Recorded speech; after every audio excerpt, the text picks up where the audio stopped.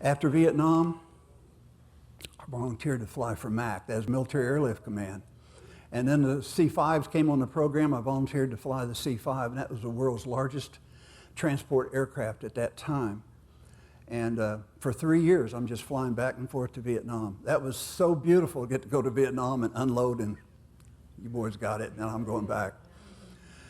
After 3 years, we come to October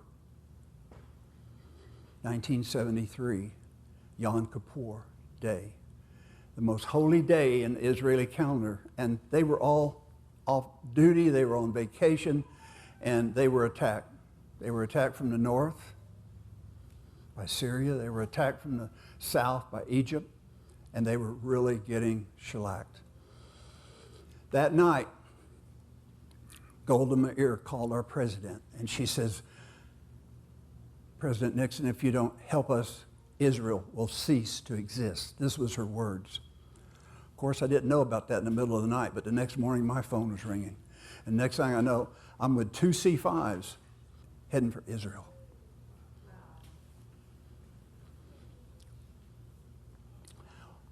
Our orders were to fly to Lodges Air Force Base. That's in the Azores. It's about 400 miles off of Spain, Portugal.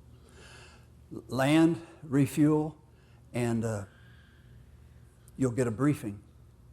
So the two of us, we went, landed, refueled, and we went in for a briefing. Well, this briefing is from a 1-star general.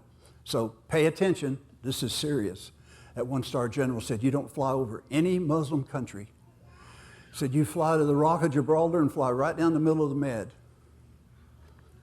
Okay, so we go out and both of us start our engines, and the other one's supposed to be first. They had the ALSI crew and some colonels and stuff on board.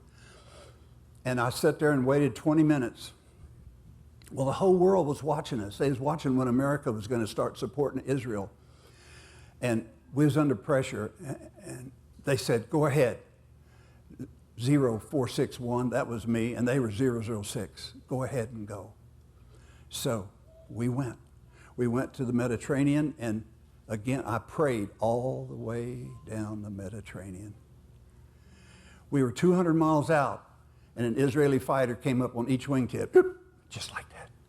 Wow, you could see those boys, they just smiled at us. I landed, they pulled off. As the C-5 would kneel, it would kneel straight down, it would kneel forward, it would kneel aft. And as soon as we got that airplane, we knelt it forward, and an Israeli tank crew ran in and jumped on that M60 tank, and they were out the door and headed for the front, just like that. And then all that, and then we had an M60 tank and the rest of it, tons of 105 millimeter ammunition, which Israel was so short on 105, they were running out of it, and they were short on tanks. Operation Nickel Grass. I walked to the tail of my airplane, and I looked off to the northwest, and I knew there was 14 141s following us, and there they were. There was a line coming in. And I said, our president and Operation Nickel Grass has saved Israel, has saved Israel.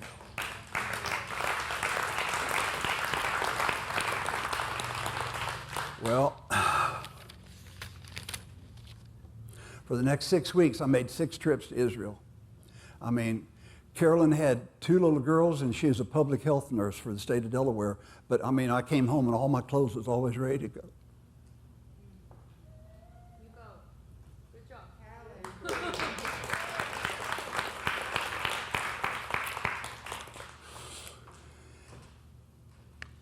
Air Force had 80 C-5s, and they made 145 trips to Israel, those 80. And we carried the majority of the material for Operation Nickel Grass. And I made 6 of those trips. And I never researched, I don't know if anybody made more than 6, I don't know.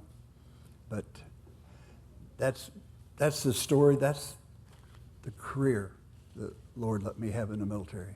Just an average guy, praying to my Lord. Love you all. That night that Golda Meir called our president, if you all remember this story, but here's the story. Richard Nixon grew up a Quaker, and his mother had told him, you will have an opportunity in your life to help Israel. And when you do, you help them, son. Wow. Praise the Lord.